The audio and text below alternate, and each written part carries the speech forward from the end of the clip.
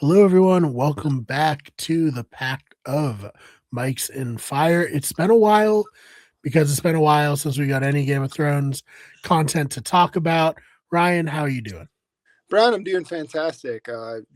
Great show last night. Very excited to talk about it. Yeah, right off the bat, like you said, really good. I thought it was an awesome time. It's very different from the main, stuff. It's a lot funnier than any of the main, shows. A lot of, you know, one of the hard things about adapting any book that has a lot of like internal narration is like getting everything across. And I liked how they kind of incorporated flashbacks into this to make like or take the place of some of Dunk's internal monologue, you know? Yeah, no, I would definitely agree. Yeah, there's definitely some humor in it in the writing. They definitely I think they took it to another level in the first episode in a way that Yeah. definitely worked. I mean, I just was not expecting when they cut to the Game of Thrones theme song and then just pretty graphic him having a messy poop. That's the only way you can describe it. It was it wasn't just poop, Yeah. messy, but they had that, and then they have him with the sword when he's like, "Hey, stop raping," and Yeah. Yeah. pretend almost like someone would do now, pretend they're a cop, like, "Hey, stop." Yeah. Yeah, those two, and there was another one. I was not expecting the cut shots either of him just beating the crap out of him.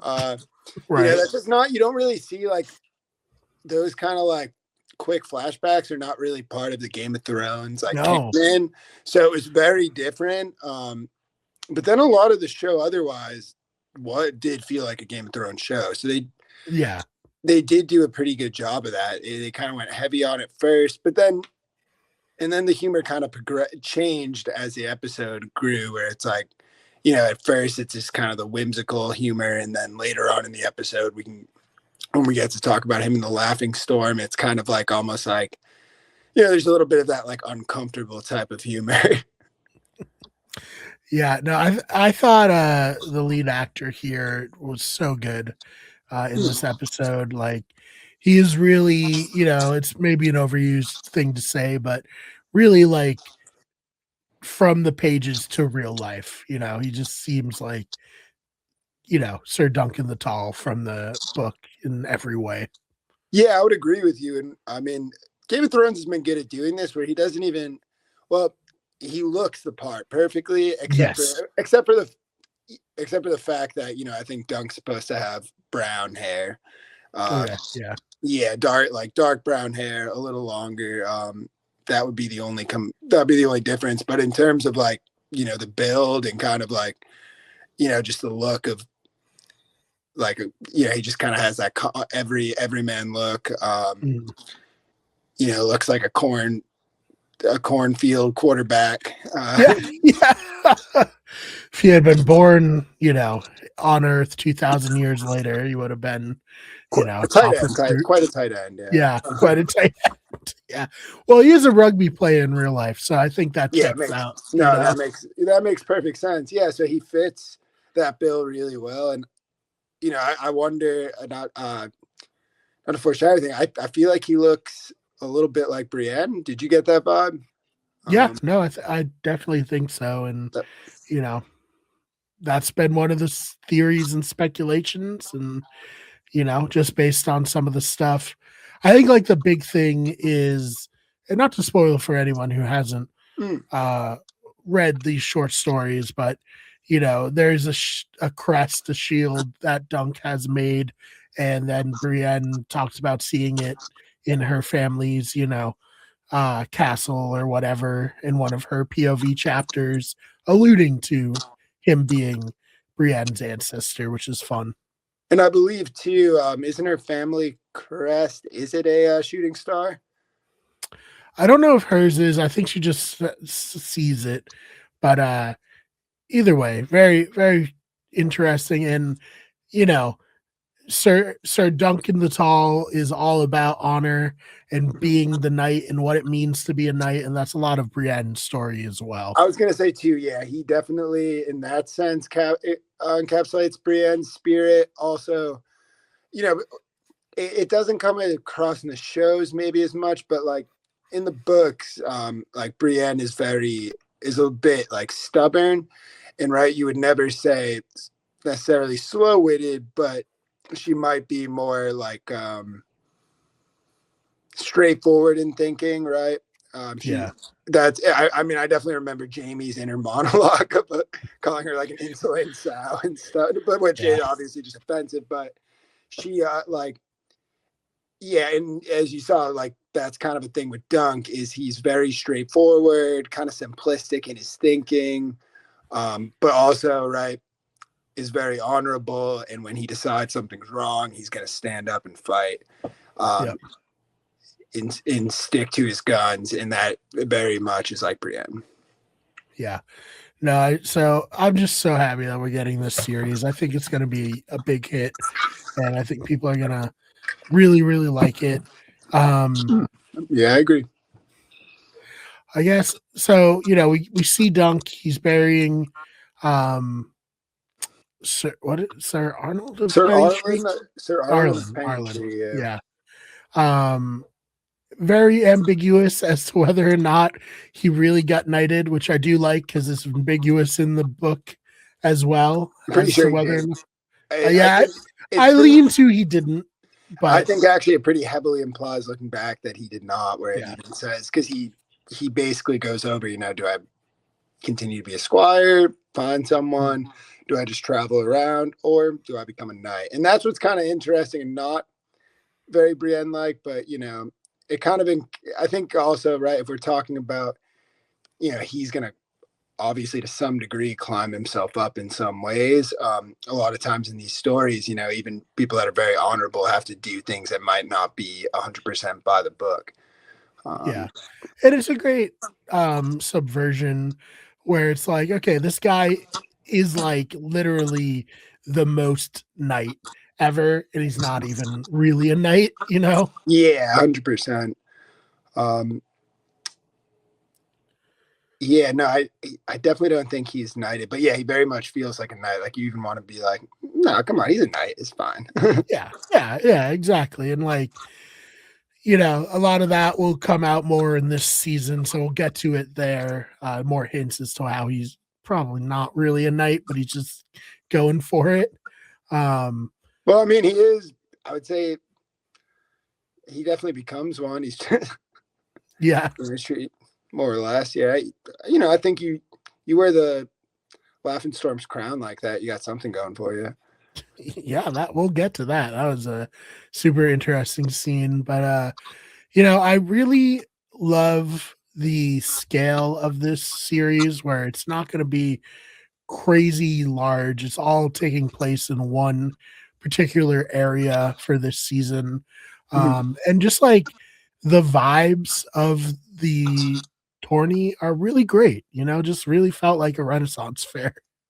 Yeah, no, it definitely did, and I think maybe it makes sense if it's all filmed in the same place. That's why the budget seems so high because I do when they showed the first inn, I was like, man, this inn looks like way higher budget than and way more fancy than it's kind of described in the Right. books, but also like I feel like than anything I can remember in Game of Thrones, it was like on the outside, you're just like, damn, like they're going for it, and Yeah. yeah, Ashford at certain points, like I'm like even I don't know. I just thought like when he's walking out of the Laughing Storm's tent, you're just like it looks like beautiful. Yeah. No, I totally agree. And like, I don't know, it made me want to go to a Renaissance fair. Yeah, the giant chicken Oh, leg. yeah, that was so great. He's just stuffing his face. It's Oh so yeah. good. But here we get to meet Egg for the first time, Mhm. um, which also really great casting. This Yeah. little kid seems like he's gonna crush it, um, and it's so important to have like those two have like a good rapport, Mhm. because this show's gonna live or die based on how well they're able to recreate that rapport that's in the books. And so far, I think it was really great. Well, yeah, I mean, clearly they're pitching it as a buddy comedy, and there's a degree of it that it definitely is like, the classic like tale of two unlikely buddies. Yeah, Uh, and the classic like small, smart, big, dumb but strong. Like, yeah, yeah, exactly. But can't go uh, wrong with that. yeah, exactly. And then you have like right the guy from like royal bloodline who wants to connect with the commoners because he sees all the shit Mm. that goes on with all the wealthy, and then you have the commoner who kind of shames himself for being a commoner and just Mm. wants to kind of do more. Yeah, no. So I think it would be great.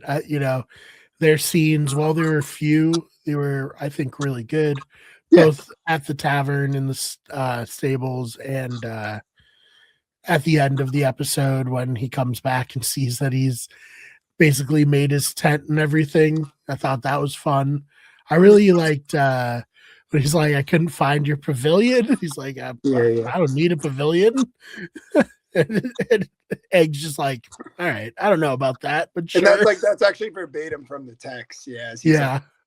he's like, oh yeah, I don't need a pavilion. I use the trees. Like trees leak, and he's just like, yeah, they do leak. Like, Yeah. Yeah, it's gonna suck. But I just love that, like, you know, Dunk has no idea who Egg is, and he does treat him well, and it just shows like the kind of person that Dunk is. yeah, 100%. We're like, yeah, Dunk just, and I think you can kind of see too, where like they do a good job. Like that's what Aegon likes about him, almost, right? He's like, Yeah. Dunk can't think of anything more clever to say, so he's just like, yeah, you're right. Like Right. he's Yes. just very straightforward, and I'm sure Aegon's not extremely used to that, and No, yeah. like Dunk obviously talks about clouting him on the ear, having, but he means it right in a very loving and old school way, and I'm sure Aegon's not necessarily used to like that kind of almost like well intended Yeah, scolding. right. He's either probably not scolded at all, or I mean, if we wanted to get into the text, there's definitely some. Yeah. Yeah, we know the Targaryens do fucked up. The real asshole of an older brother that we'll meet. Yeah, there's some interest. Definitely, he's definitely one of the more one of the darker Targaryens. Yeah. Oh yeah. Yeah. I think. Like all of the like shittiness of Damon without any of the lovable like ness of him. Yeah, like he actually, I was rereading it. He actually like said, apparently says something Aegon that I don't even think like one of the two fucked up brothers from House of Dragon would say to a Right. to be honest. Like, Yeah, crazy. But we'll get to him. He was in the trailer, has a sick helm in the trailer. Can't wait for that. yeah, Um, but yeah, so we have like that fun scene with Dunk and the prostitutes. So the prostitutes are even looking down on him for being a hedge knight. And but I do think one of the prostitutes does kind of like eventually come around on him. Where it's like, all right, this guy, he's a good guy, even if he's a little dumb.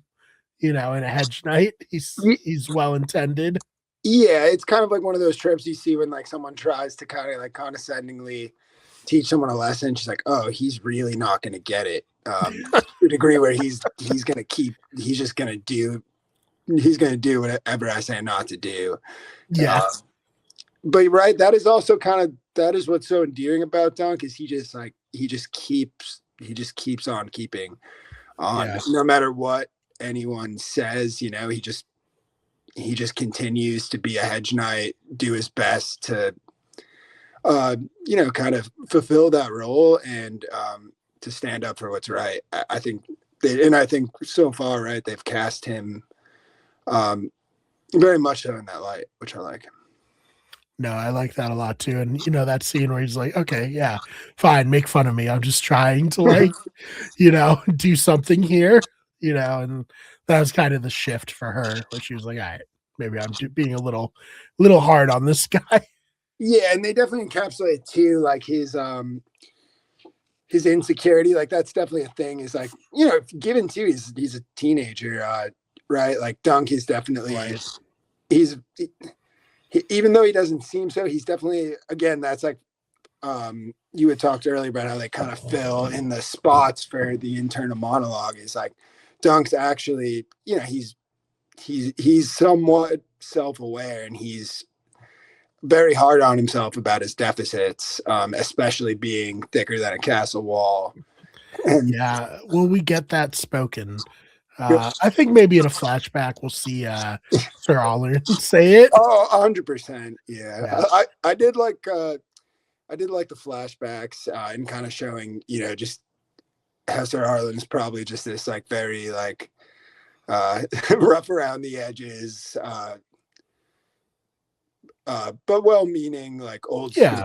old school kind of like, yeah, rogue knight. Yeah.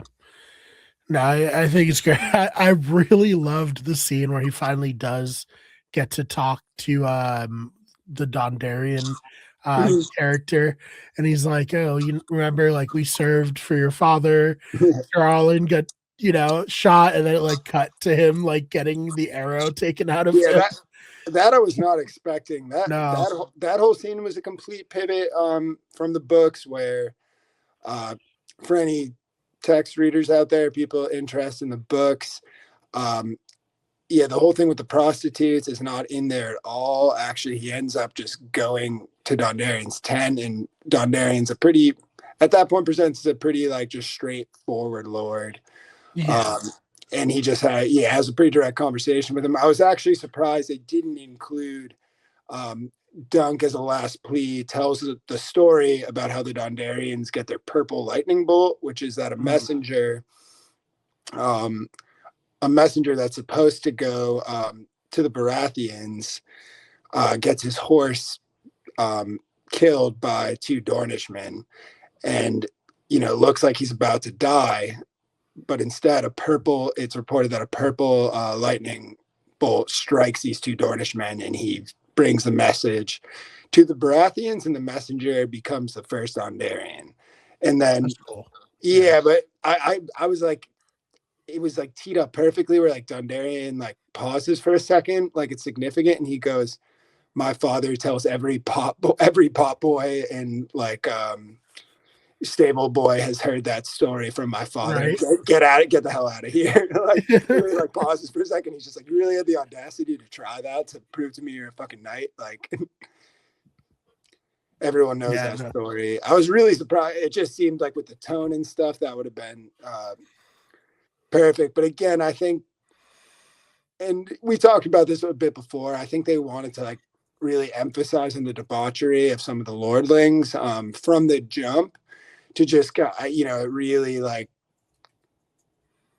it really just sets the contrast with Dunk, and just kind of where he's at, and the common folk versus the lords and lordlings. And also people love people love seeing partying,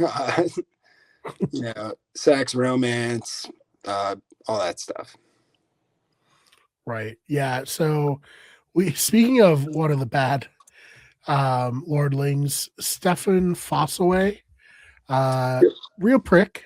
Uh As both for in the short story and in the show. I thought they did a good job of yeah, it. yeah, he definitely, yeah, because I was just rereading.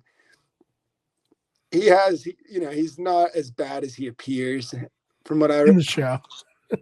yeah, but so far how they present him in the show, like, that was like verbatim, and extremely spot on. And I liked how they included his Cousin. cousin. Yeah, I was Kevin. saying his cousin. Yeah, who kind of looked like Jesse Eisenberg randomly. Yeah, a little bit. Yeah. Right? Yeah, very much the Jesse Eisenberg vibe. Honestly, I feel like it works pretty well. Yes. That was like kind of how I Juxtapose would the have two of pictured them, him. especially. Yeah. Yeah, no, all of the casting. I mean, even Dondarrion, like if that scene was different, they couldn't have picked a guy more perfect, I thought. Yeah, no, agreed. But Raymond, he seems cool. He gets Dunk an invite to the Baratheon Pavilion where it's popping off. I mean, of course it's popping off. It's the It's a Baratheons. Baratheon party. Yeah. Yeah, it's a Baratheon party, probably the place to be. And Dunk is just, living it up. I love this scene. Yeah, just stuff in his face, basically like treating it like a buffet. And obviously, Stefan kind of catches him, and we have a really intense interaction with the two of them. Yeah. Yeah, he's a really interesting combo. I thought they did a great job of, he looked a ton like Renly did in the show. Mm. Um, but also, he kind of has the presence and the rough personality of Robert. Hmm. Where I thought that it was like, yeah, it was a really good casting in that sense. And from what I remember in the books, he's a pretty like magnetic personality. Like, so I think they did a really good job of just like painting a picture of him, when really it's kind of hard to paint the full picture, if that makes sense, to kind of set up Yeah. this kind of larger than life character that's gonna pop in and out. Yeah, I loved him in this episode. He's very like taken by Dunk in the sense that it's just like, who the fuck is this like giant man in my tent, eating all the food, and like he didn't bring me anything. He's not asking me for anything. Like he's trying to figure Dunk out, where everyone in Westeros has an angle and is trying to like use everyone else to their own advantage. Dunk is literally just like chilling. Well, yeah, and you get the vibe of the Laughing Storm. He's this guy who's kind of experienced everything. He's almost like one of those dudes that has like a bunch of like his stuff from like Africa and different places. He's hiked Yeah, and yeah. fought bears, and he like is probably like smoking a lot of pot or like taking peyote from somewhere, right? And he's asking him all these questions like, "Who are you? Where?" Like, and he's like, "Why'd you come here?" And he's like, "I came here to eat dinner." And he's just like, "Oh shit, that makes fucking sense, dude." Yeah, Like, yeah. you shot through my soul, like that was very much the vibe. And then, it's almost like, yeah, you're not sure what it is. He's like very enamored with him, but also like there's kind of a vibe. Or is he gonna fight him? I did like that they added this in. They put it. I think it was definitely like a good way to like kind of kick things off. Mm-hmm. Yeah, they were vibing. I mean, we talked about it before. It's like, are they going to get into a fight? Are they going to kiss? Like, what's going to happen here? Yeah, it seemed like possibly both. Yeah, possibly both. Like, He's got a little bit of Renly, a little bit of Robert. yeah, no, and it's funny because in the book, I feel like Renly is probably more like this. Yeah, They I would didn't. say maybe. Yeah, well, we don't really know, because I mean, he obviously is like, him and Loris are like secretly like dating, and then Yeah. he's got Marjorie, so it's very different. But it definitely paints out like he likes to throw big parties.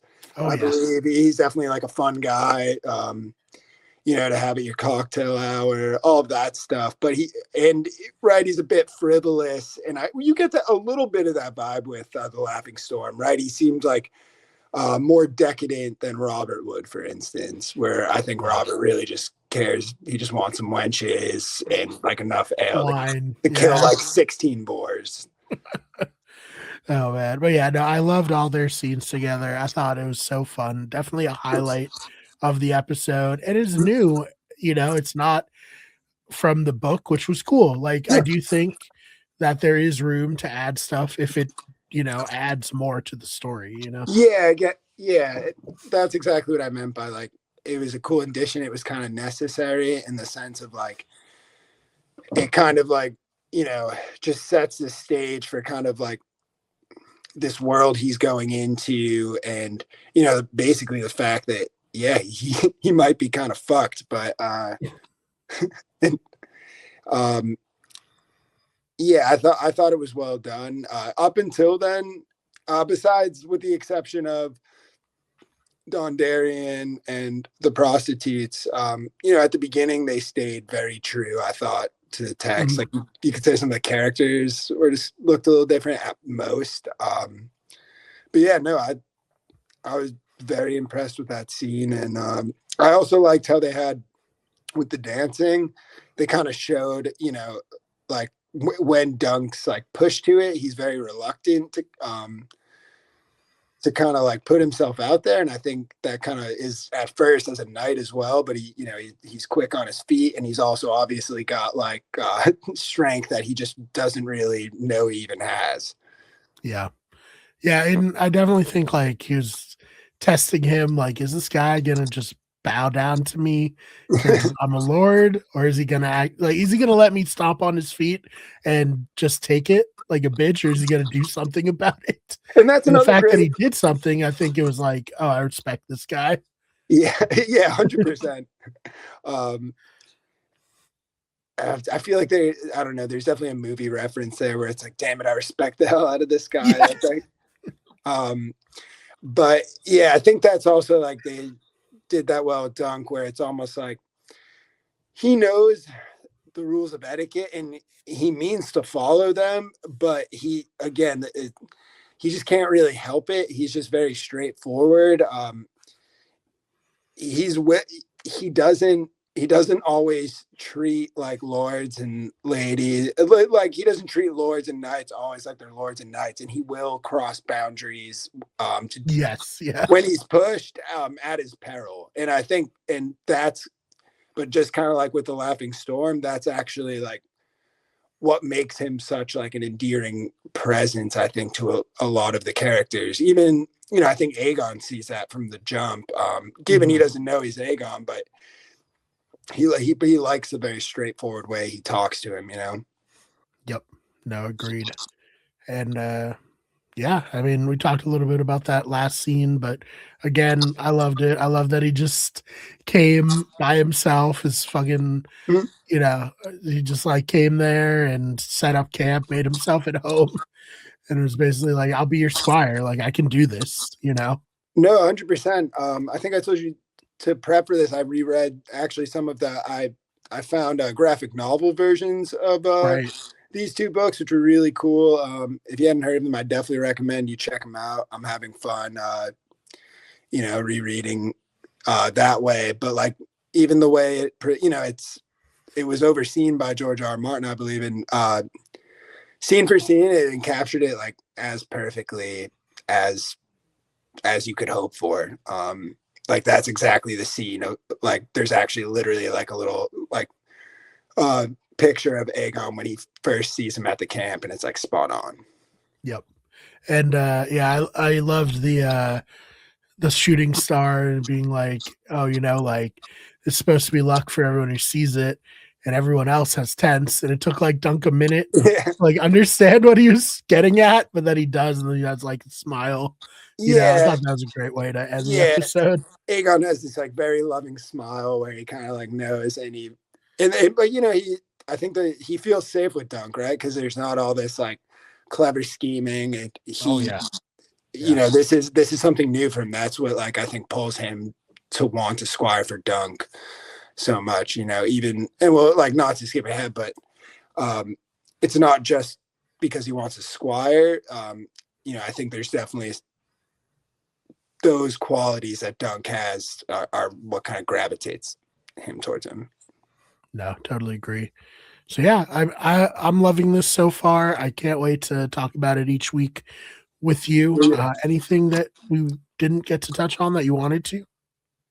Um, I'm trying to run through. I think we got just about all of it. I think they included one of the other Targaryens in it earlier on, right? Mhm. Um, that is like I'm drawing a blank on that. Like I can't even remember what he looked like, but I think that's fine. It Yeah, wasn't. I think I think he's a really interesting character that we can get into more as he Oh, reappears. I wasn't thinking Yeah. of him. I was. Oh, did they not? No, they haven't had the. That is my bad. They didn't. In the way it goes in the books, there's another Targaryen that comes into Right. it. Yeah, one of the others. But Yep, yep. No, I wasn't thinking of. I think it's Darian, right? Who we saw briefly. Yeah, no, we didn't talk about that. I mean, I thought, yeah, that was about exactly what you pictured. Yeah. Could Adam said a little more? Definitely an interesting character. We can get into that, but yeah, I thought that was fine, and I kind of actually like how they kept it brief and quick.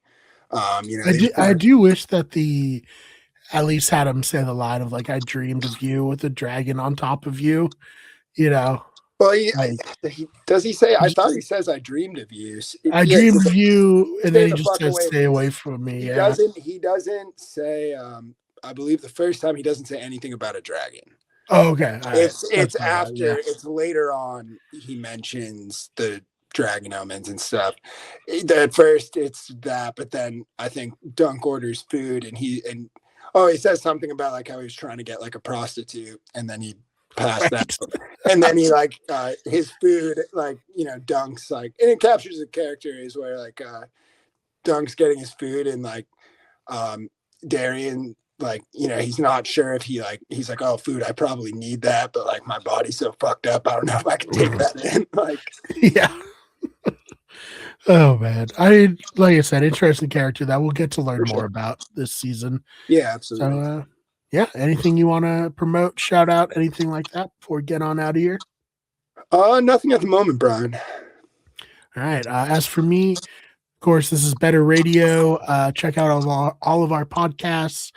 We have a Traders podcast. I'm actually going to record that pretty much right after this. So check that out. And Survivor season 50 is coming out. Huge anniversary season for that. We'll be covering that wall to wall here on the channel. Main channel is, of course, We Could Get Everything. We also have Those Fake Nerds for nerd and pop culture news, and Wicked Good Sports for sports news. Ryan joins me there for NBA talk, though we haven't in a while. We got to get back to that, talking about the NBA now that the NFL season is coming to a close. Only a few weeks left there. But yeah, other than that, thank you so much for listening, and we'll see you in the next one.